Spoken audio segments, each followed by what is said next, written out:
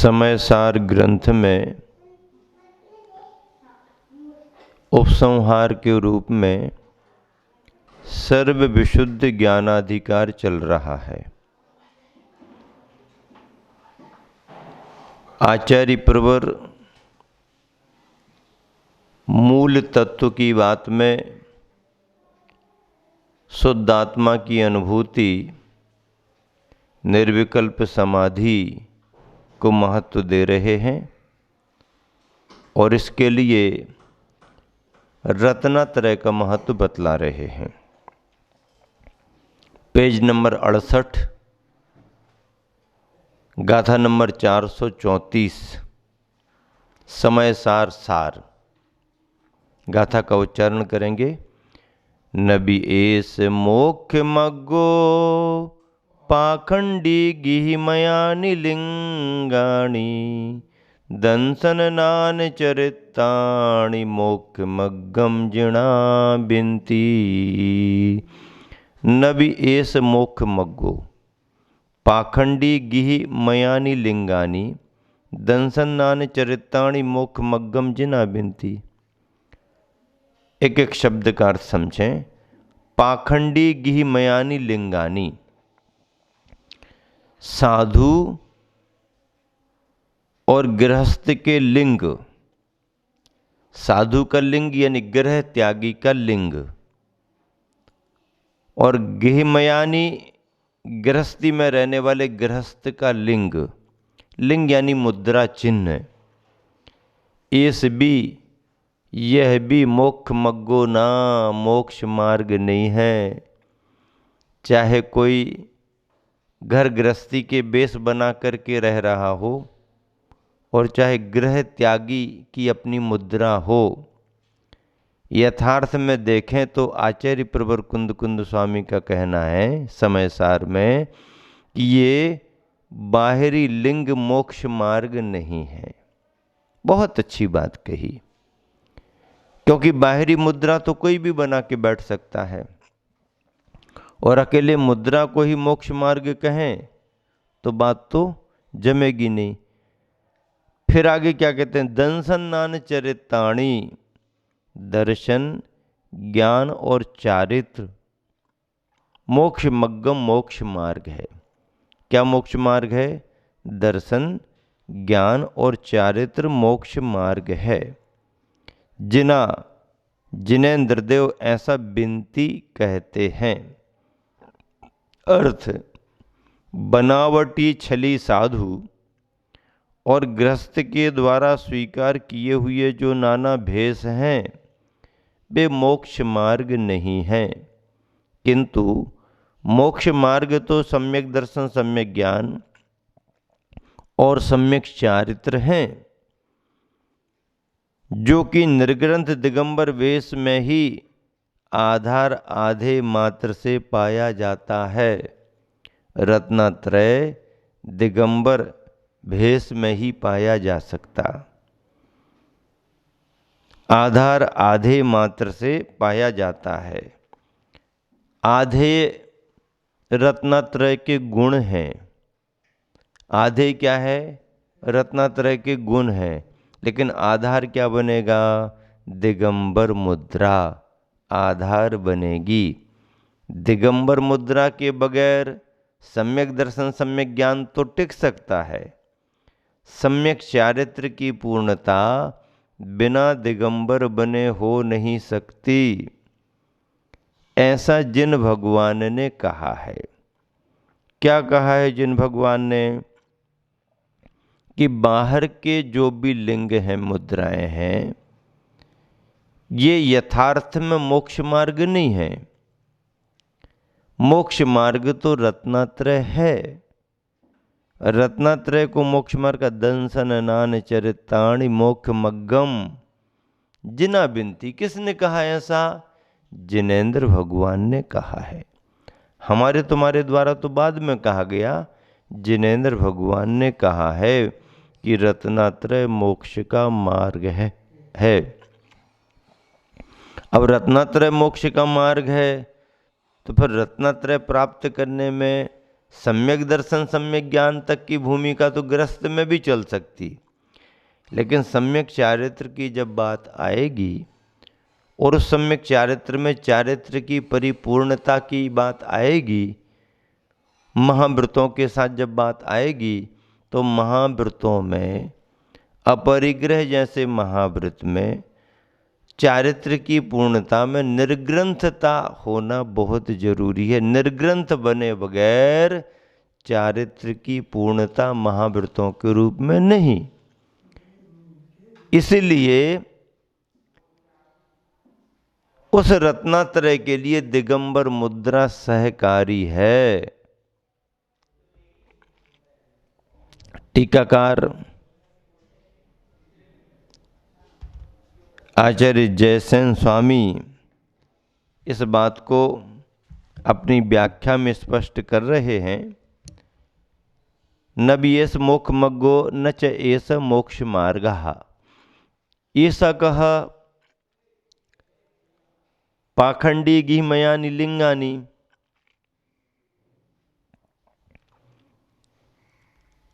निर्विकल्प समाधि रूप भाव लिंगात निरपेक्षानि रहितानि।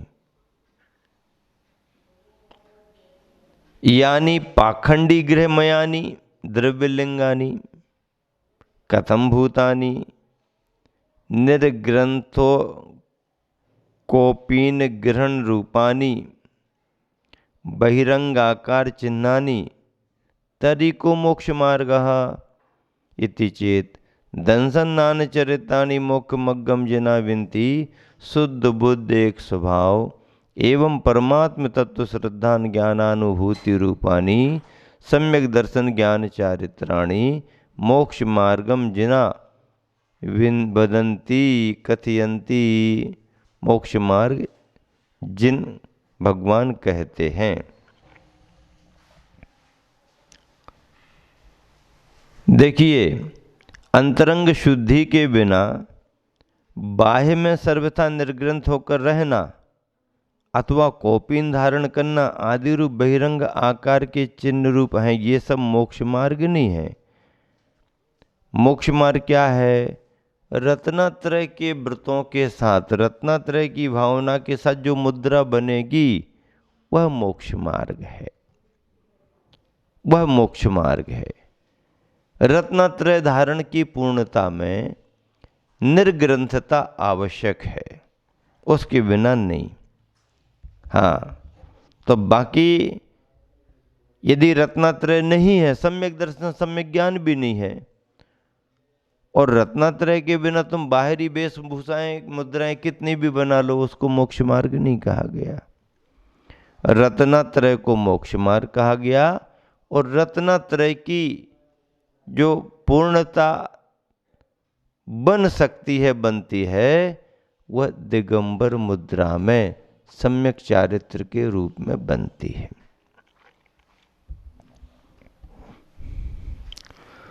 इस तरह से गाथा का अर्थ हुआ। पद्यानुवाद में गुरुवर आचार्य ने लिखा, पाखंडी लिंगे गृही लिंगे धरो तथापि वो मोक्ष मार्ग नहीं हो सकता कदापि।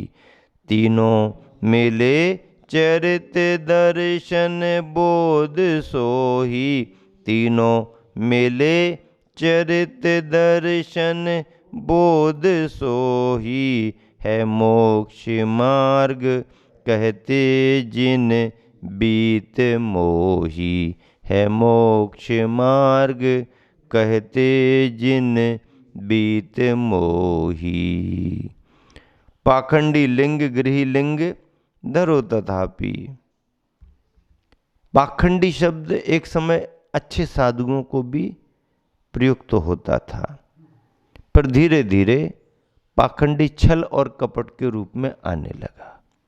आज के समय किसी को पाखंडी कहो तो उसे ऐसा लगता है जैसे इसने हमको छली धूर्त पाखंडी धोखा देने वाला घोषित किया है। पहले समय में, पुराने समय में पाखंडी का अर्थ अच्छे साधुओं के लिए भी होता था।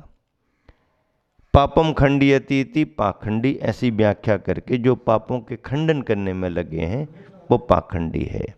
अब धोखेबाजों को कह दिया गया। समय के अनुसार शब्दों के अर्थ अलग अलग बदल जाते हैं या समाज में चलन में आते हैं। तो इस तरह से आचार्य प्रवर कुंद कुंद स्वामी इस गाथा में ये भाव प्रकट करना चाह रहे हैं कि देखिए, मुद्रा तो मुद्रा ही है, पर केवल बाहरी मुद्रा ही उतना ज़्यादा महत्व नहीं रखती है, क्योंकि अंतरंग से गुण होने चाहिए। अंतरंग के गुणों के बगैर बनाई गई मुद्रा मुद्रा के रूप में तो दिखाई दे सकती है, पर उसका अंतर्धर्म आत्मधर्म है ही नहीं, तो अकेली वो मुद्रा कार्यकारी नहीं होगी। लेकिन एक बात और है कि जब कभी भी रत्नत्रय के गुणों की पूर्ति होगी, सम्यक दर्शन सम्यक ज्ञान से ऊपर उठ करके सम्यक चारित्र के रूप में, जब कभी भी रत्नत्रय के रूप में सम्यक दर्शन सम्यक ज्ञान के साथ चारित्र की पूर्णता होगी, तो महाव्रतों की पूर्णता के लिए निर्ग्रंथ होना आवश्यक ही है। हाँ, क्योंकि इस मुद्रा को प्राप्त किए बगैर रत्नत्रय की पूर्णता संभव नहीं। इसलिए आधार आधे संबंध है।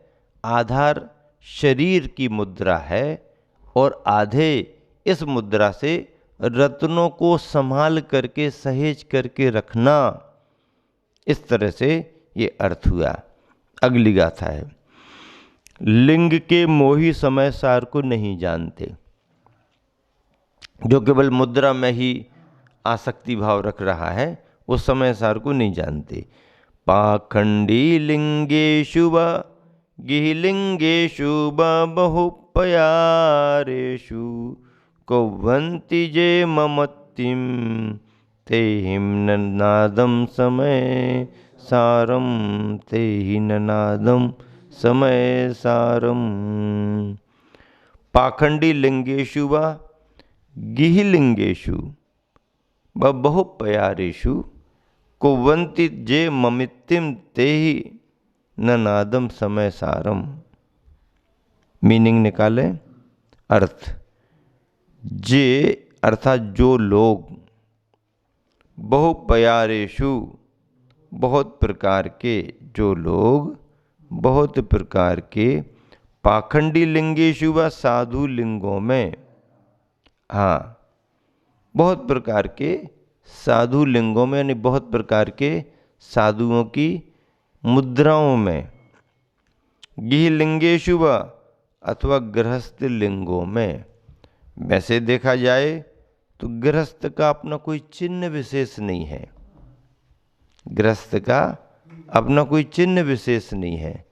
सामान्य से उसकी प्रवृत्ति को आप पकड़ सकते हो, पर गृहस्थों ने अपना कोई चिन्ह ऐसे निश्चित नहीं किए कि इसी मुद्रा में रहेंगे तो गृहस्थ होंगे। बाकी मुद्राएं बनावटी मुद्राएं हैं।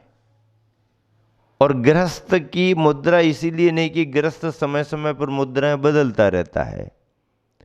पहले आपके पूर्वज कुछ और पहनते थे, फिर आपने कुछ और पहनना शुरू किया, अब आपके बच्चे कुछ और पहन रहे हैं। पहले कुछ चलता था, फिर कुछ चलता था। तो एक गृहस्थ जो है वह तो अपनी मुद्राएं समय के अनुसार बदल ही रहा है। समय समय पर गृहस्थों की वेशभूषाएं बदल रही हैं, ऊपर की कटिंग की डिजाइनें बदल रही हैं, सामने की डिजाइनें बदल रही हैं। गृहस्थ कितना परिवर्तन कर रहा, पहले कैसा भी अब कैसा भी, पहले कैसा भी अब कैसा भी। तो कटिंग की डिजाइनें बदल रहा और कपड़ों की डिजाइनें भी बदल रहा। गृहस्थ की कोई भी एक मुद्रा अभी तक निश्चित रूप से बन करके नहीं आई, लेकिन साधु की मुद्रा जो भी बनी वो निश्चित बनी है। हाँ, और कपड़ों की मुद्रा के रूप में दिए लक्षुल्लक जी हैं तो वो भी समय के अनुसार परिवर्तन कर सकते हैं। लेकिन जिनकी मुद्रा दिगंबर पने की मुद्रा है, जिसमें कोई कपड़े का संबंध ही नहीं, पहनने ओढ़ने का संबंध नहीं, तो वो मुद्रा तो उनकी नैसर्गिक नेचुरल है, प्रकृति की है। और उस प्रकृति की मुद्रा में ही रत्नत्रय आ सकता है, रत्नत्रय आ सकता है। उसके बिना रत्नत्रय में से सम्यक चारित्र की पूर्ति नहीं हो सकती।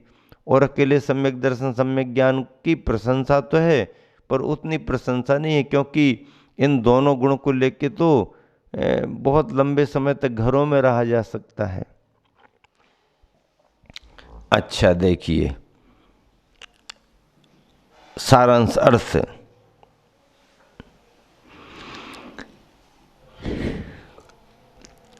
समय सार शुद्धात्म स्वरूप को न नादम नहीं जाना।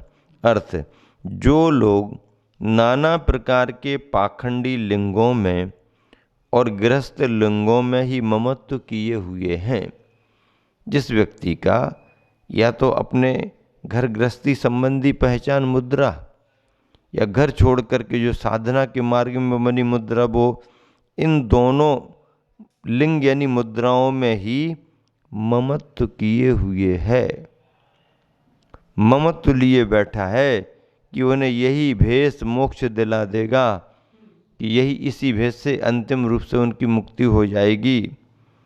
वे लोग समय सार को नहीं जानते, वे लोग समय सार को नहीं जानते। समय सार ऐसे जानने में थोड़ी आता है। गुरुवर आचार्य ने पद्य अनुवाद अच्छा लिखा है। गारहस्ते लिंग भर में मुनि लिंग में ही, जो मुग्ध साधक रहा बहिरंग में ही।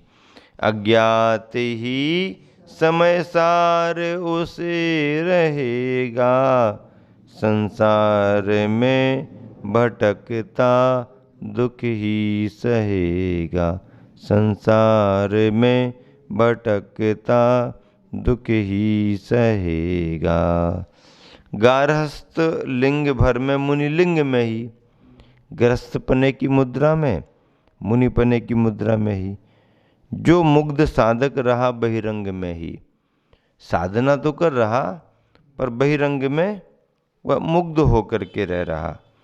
अज्ञात ही समय सार उसे रहेगा, उसे समय सार अज्ञात रहेगा, संसार में भटकता दुख ही सहेगा, संसार में भटक भटक करके दुखों को प्राप्त करता रहेगा।